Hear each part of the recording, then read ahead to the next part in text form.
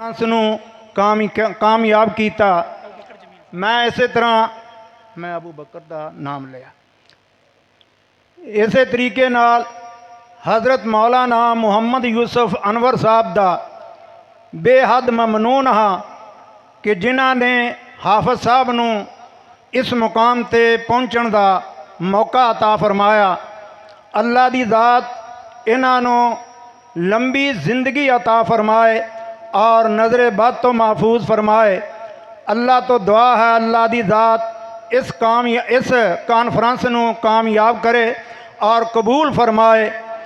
इस तरीके नाल शेख जवेद साहब मैं उन्हां दा भी मशकूर हाँ। हाजी मुहम्मद अमीन साहब, कई ऐसे साथी ने, अगर मैं नाम लवां बहुत ज़्यादा फरिश्त है, बहुत लंबी फरिश्त है। मैं उन्हां दे नाम गिना तो बहुत ज़्यादा वक्त लगता। मैं सिर्फ यो बात कहांगा, कॉन्फ्रेंस का मकसद इको ही है। नबी सल्लल्लाहु अलैहि वसल्लम को सहाबा ने अर्ज़ किया, हजूर तुहाडा इस दुनिया ते आउण दा मकसद क्या है? नबी सल्लल्लाहु अलैहि वसल्लम ने फरमाया, इन्नमा बुइस्तु लिउतम्मिमा मकारिमल अखलाक।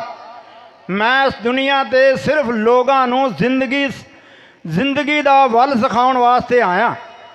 इस वास्ते अपनी जिंदगी नूं सुधारन की कोशिश करो।